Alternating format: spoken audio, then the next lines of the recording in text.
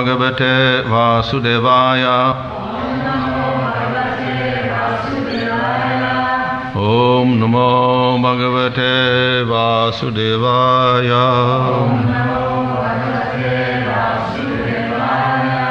Om Namo Bhagavate Vasudevaya.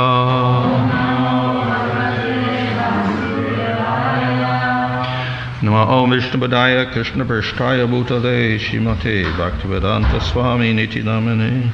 Namaste Saraswata Deve Gauravani Prachadane Nirvishesha Shunyavadi Pashachadesha Tadane Shri Krishna Chaitanya Prabhu Nityananda Sri Advaita Gadadhar Shivasati Gaur Bhaktavinda Hare Krishna Krishna Krishna Hare Hare Hare Rama Rama Rama Hare Hare. Reading from Srimad Bhagavatam, Canto 2, Chapter 1, Verse 17. Abhyaset manasa sudham Trivrit brahmaksharam param Mano yachet jitasvaso Brahma bijam avismaran. Abhyaset, one should practice manasa, by the mind, shuddham, sacred, trivrit, composed of the three, of brahmaksharam, transcendental letters, param, supreme, mana, mind, yachet, get under control, jitasvasa, by regulating the breathing air, Brahma, absolute, bijam, seed, avismaran, without being forgotten. Translation: after sitting in the above manner, make the mind remember the three transcendental letters, A, U, and Hum, or Om, and by regulating the breathing process, control the mind so as not to forget the transcendental seed.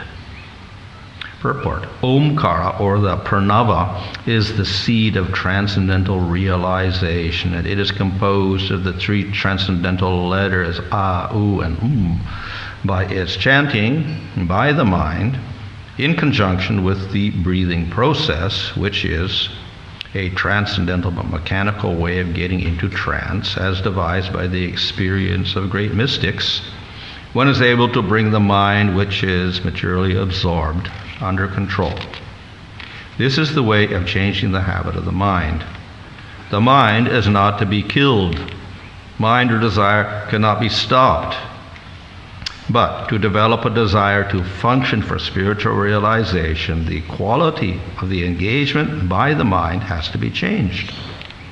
The mind is the pivot of the active sense organs, and as such, if the quality of thinking, feeling, and willing is changed, naturally the quality of actions by the instrumental senses will also change.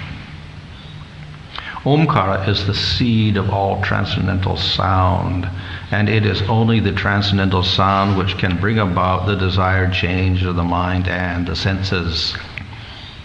Even a mentally deranged man can be cured by treatment of transcendental sound. In the Bhagavad Gita, the Pranava Omkara has been accepted as the direct literal representation of the Supreme Absolute Truth. One who is not able to chant directly the holy name of the Lord as recommended above can easily chant the Pranava Omkara. This Omkara is a note of address such as, "O my Lord." This is Om Hari Om, means, "O my Lord, the Supreme Personality of Godhead." As we have explained before, the Lord's holy name is identical with the Lord Himself. So also is Omkara, but persons who are unable to realize the transcendental personal form or name of the Lord on account of the imperfect senses, in other words, neophytes, are trained to the practice of self-realization by this mechanical process of regulating the breathing function and simultaneously repeating the pranava omkara within the mind. As we have several times expressed, since the transcendental name, form, attributes, pastimes, etc. of the personality of God are impossible to understand with the present material senses, it is necessary that through the mind, the center of sensual activities, such transcendental realization be set into motion. The devotees directly fix their minds on the person of the Absolute Truth, but one who is unable to accommodate such personal features of the Absolute is disciplined in impersonality to train the mind to make further progress. Translation: after sitting in the above manner, make the mind remember the three transcendental letters, U, and and by regulating the breathing process, control the mind so as not to forget the transcendental seed. So we have a series of general instructions for a person who is about to die. And these instructions are very applicable to a wide variety of people, not necessarily devotees. So therefore, we have a general practice which is very similar to yoga. Find a nice suitable place without people around it and sit down very peacefully after bathing and purifying yourself, and then you start doing pranayama, regulate your breathing process, and you chant Om. But we'll say, well, that's not what we're doing. We're chanting Hare Krishna and dancing in front of the deity. So as Prabhupada has mentioned here, yes, if you accept the form of the Lord is a person, even though he's spiritual, but he's still a person, and you chant his name, fine, that's very good, that's higher. But if you can't get to that stage, at least still when you're preparing for death, you have to at least control the mind and start making it spiritual to some degree. So that's why we have some general indications here. So in this particular verse, we have a person controlling the breath, jitta swaso. Swasa means the breath, and jitta means to conquer the breath, so you get control over your breath. So that means same as pranayama. Pranayama, yama means to control, and prana means the breath again. So you control the breathing process. So this is, of course, important in one way, because the yogis understood that if you control the breathing and regulate it, in other words, it's not irregular breathing, but you time the breath, and let's say you inhale for 10 seconds and exhale for 10 seconds, and like that, you do that regularly, it has a very interesting effect. And the interesting effect is the mind becomes very peaceful. And of course, if it's the opposite, if your breathing is irregular, that's a sign that your mind is also agitated. And of course, this also has to do with basic physiology, etc. When you are frightened or excited or something, then your blood pressure probably goes up, and your heart starts beating, and your breathing all becomes fast and irregular. So if you can control that breathing and bring it down to a very regulated, slow rate, then that's also puts the mind into a very slow state. Usually it's the opposite. If your mind is very agitated, then your body gets agitated this way. But this way, by controlling the body, and this brings the mind down to a very peaceful state. Well, this is a physical way of starting to get some control over the mind, simply by controlling the breath. So it's very easy. So some people say, I can't control the mind, so like that. So actually, if you just sit down and start doing some simple pranayama, then you'll find you can become very peaceful, and your mind's peaceful, then you can concentrate more. This is a simple technique. So the yogis understood this. They understood the relationship between breathing and the mental activity.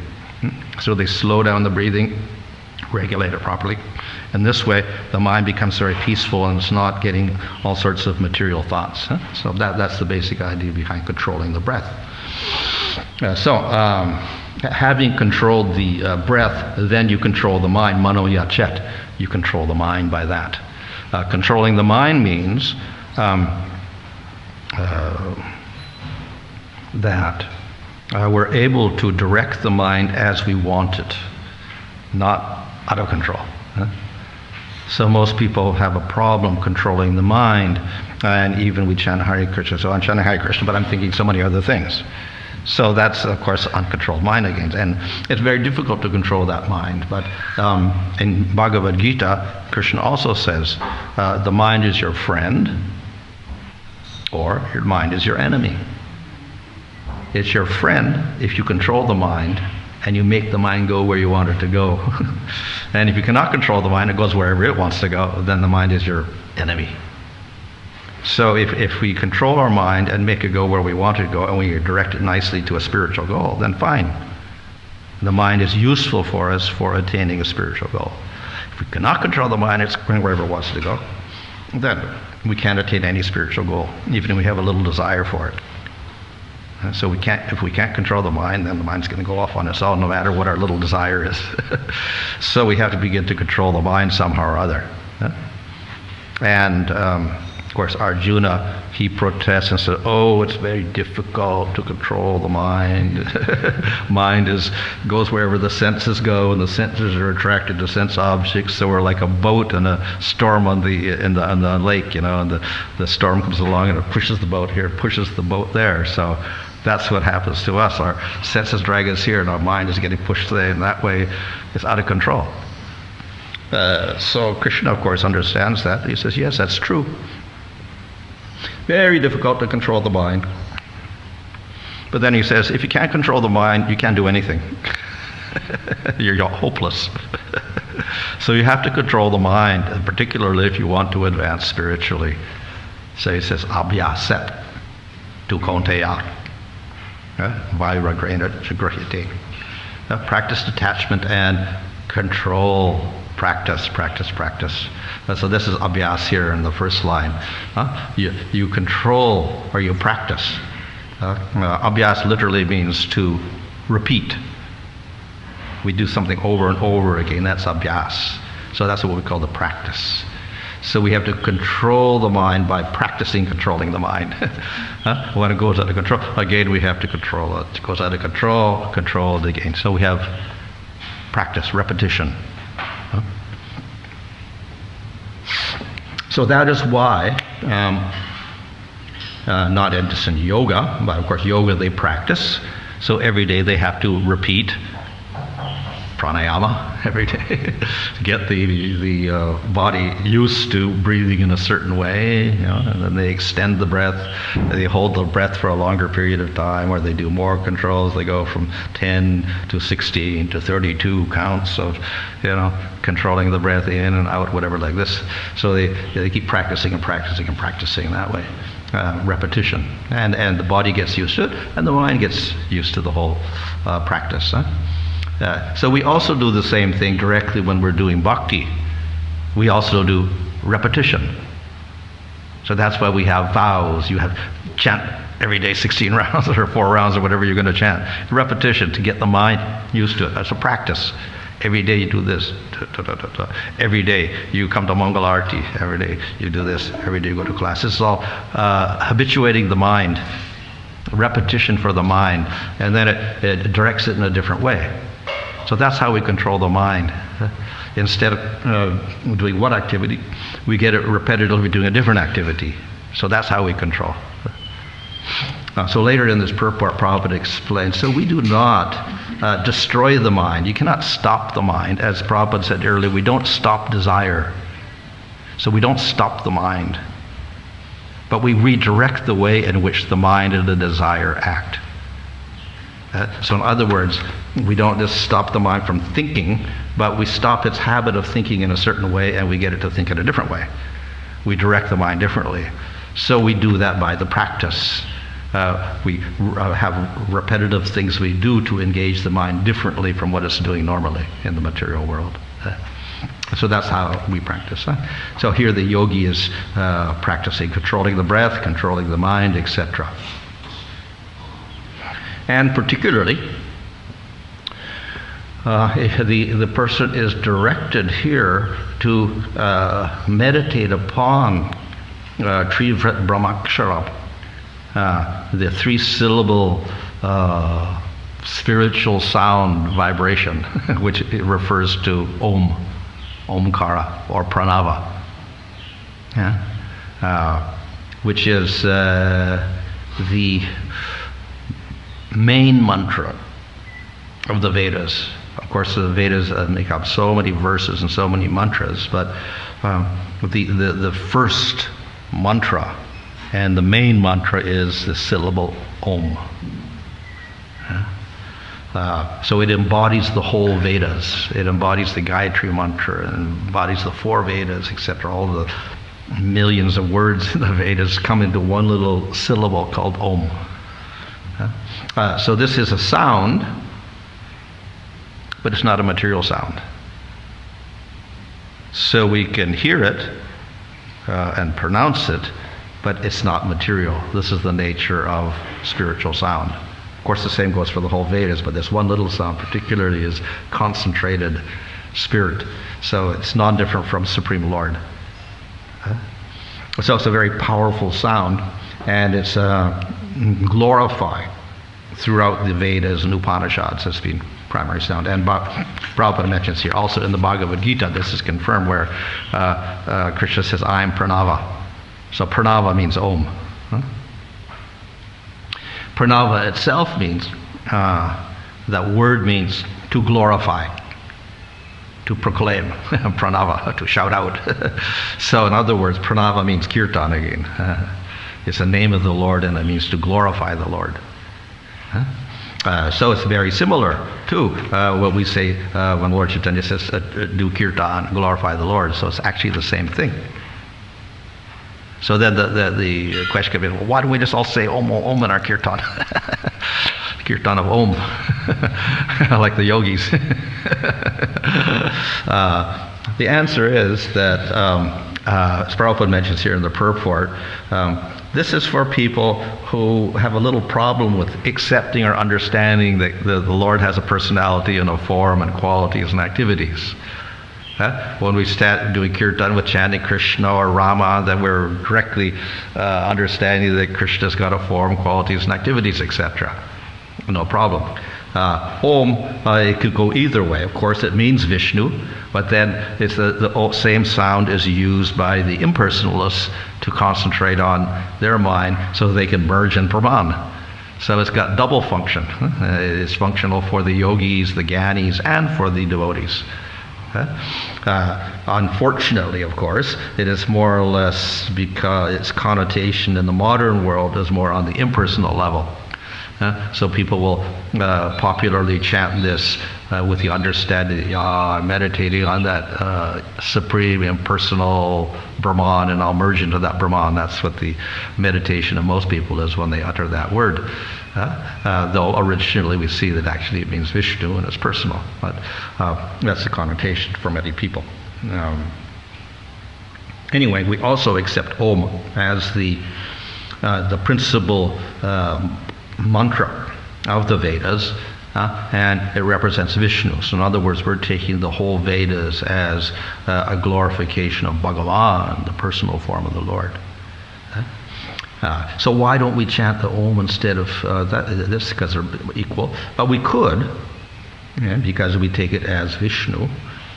But of course, by context, many people are chanting it for impersonal reasons. And the other reason, of course, is that, as is mentioned here, this Om actually should not be loudly chanted. It is to be uttered in the mind. And the one reason for that is that this is the sacred sound of the Vedas, and you're not supposed to publicly broadcast this to everybody because most people are not qualified for the mantra Om, as with the rest of the Vedas. So unless you're qualified by being a Brahman, a Vaishya, or Kshatriya, you should not chant the word Om. So it's a Vedic mantra, and the Vedic mantras have some qualification. So you don't publicly say these mantras to people. It's a secret mantra, and this one particularly is in the mind. So therefore you don't publicly do it as kirtan. So that's one problem. We have kirtan, on the streets doing kirtan. Name of the Lord, no problem. Om, objection is there. You shouldn't do that. It's for your mind only and for qualified people. So then you get initiated with the Brahma Gayatri mantra as a brahmachari, then you can chant the word Om. Otherwise you shouldn't chant it. And then you chant in your mind. So therefore it is somewhat restricted. It's not different from the Lord, personal, but it's also quite restricted in its use. And if it's given to the wrong people, then it does not have proper effect. The name of the Lord, even if unqualified people hear it, it has effect, as we see in the case of Ajamil. He was not qualified for anything. He chanted the name Narayan to mean his son, and he got all his karmas destroyed. So the name of the Lord, not only Krishna's name, but Vishnu's name, Narayan's name, Rama's name, Nrsimhadev's name, that if you chant those names, it has effect. Anybody, accidentally you chant, and accidentally you hear it, has an effect. Whereas the Om and those Vedic mantras, no, you have to be qualified first. So in this way, the names, we can say, are more powerful. They don't require such restriction in how they are given out and chanted. And of course, when you chant these mantras, this mantra, you have to sit in the proper place as described in the previous verse, purify your body, etc. So to chant the Vedic mantras like Om, not only you have to be qualified as a Vaishya, Kshatriya, or Brahmana, then you have to sit in the proper place, you have to be clean, qualified, and there's certain rules by which you do it, and then you start doing a pranayama, and then you chant them Om. Then it has effect. Chanting the name of the Lord? No. You can sit, stand, eat, walk, whatever, and you hear the name or chant the name, fine, has effect. So it's much more flexible and open to all types of people. So therefore Lord Chaitanya chose to propagate Om to a few select people who would just get Vedic education, etc., but which is already going on, but to uplift everybody, even the unqualified people. So therefore he introduced chanting the name of the Lord, direct name of the Lord, and that way accessible to all people can get purified by that. They may not get bhakti immediately, at least they can get their karmas destroyed or whatever, even if it's accidental hearing, whatever. So in this sense, the name is more powerful and more applicable to people in general, and it gives effect, and very flexible, pure or impure or whatever, it still has effect. So that's the difference between chanting the name and chanting Om. So, of course, either can be used to concentrate the mind. So Prabhupada explains nicely in the purport how through that sound you're able to engage the mind nicely and direct it away from material thinking and to Supreme Lord. So this is what we do with chanting. You can do it with Om if you're qualified, or a yogi, and you can do it by simply chanting the name of the Lord, either mentally or out loud. So we, by chanting, we direct the mind away from material things and direct it to the Supreme Lord. So the process of kirtan involves the mind. We don't separate kirtan from the functions of the mind. Definitely we're using the voice, but we don't separate it from the mental functions also. So there is some thought also going on when we're chanting, and the thinking, of course, the thought should be directed towards Supreme Lord Krishna. So the chanting, therefore, is a powerful way of redirecting the mind. When we redirect the mind to a spiritual goal, then the senses follow. The mind is the main sense, as Prabhupada points out in the purport. And wherever the mind goes, then you can direct the senses in the same way. So there is a concentration here upon getting control of the mind, and then we control all of the senses, etc. So this is the basic idea behind preparing for death. You have to get control of the senses, get control of the mind, and then start concentrating on a spiritual goal. In the case of the yogis, let them use Om, and if they can't accept the form of the Lord, let them concentrate on merging in Brahman.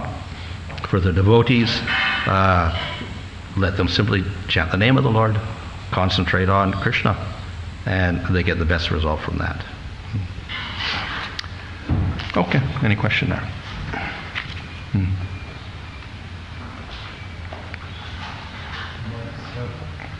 Hi, Krishna.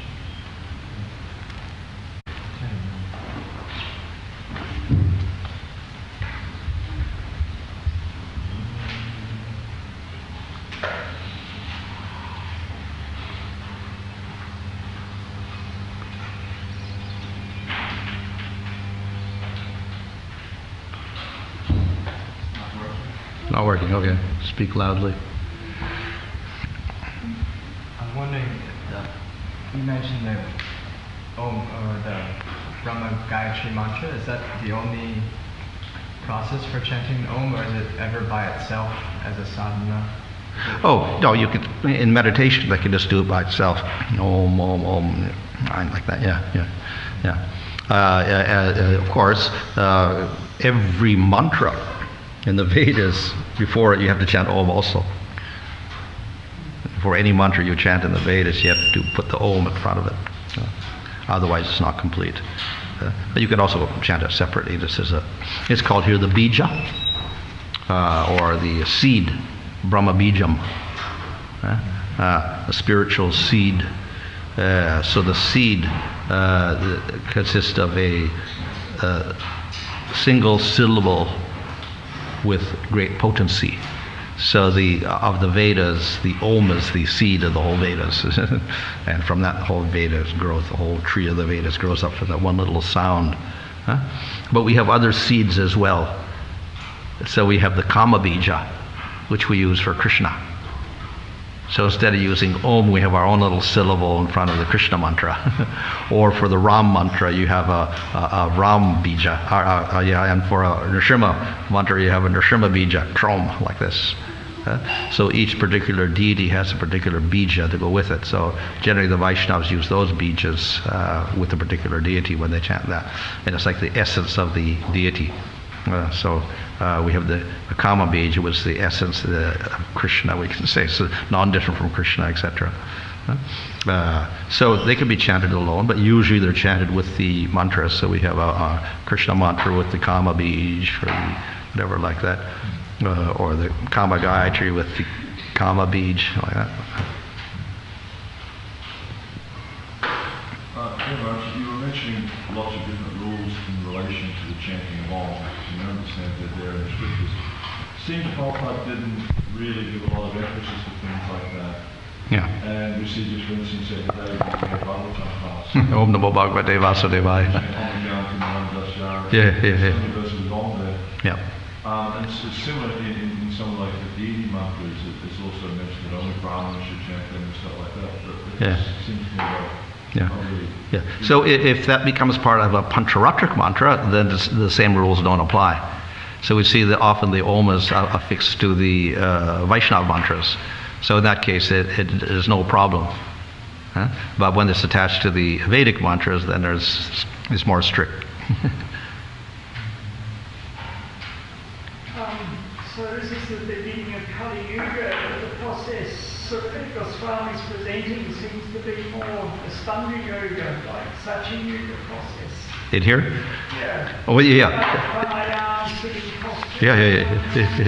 Yeah. So as I said, this is a very general procedure he's presenting for everybody. But of course, then later on he says, okay, this is okay. Everybody's going to accept. All the sages can accept this. Later on, he says, okay, just do kirtan and concentrate on the pastimes of the Lord. Hear the pastimes of the Lord and do kirtan. That's his direct message. But here we find a more general thing for everybody. When you're dying.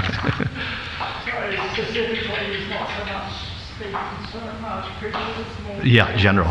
Yeah. So we can see this is also a type of preaching technique, that we make general statements so everybody can relate to them. And then as we get everybody's attention, okay, this is very nice, then we go into a little more specific things, Vaishnavic things later on.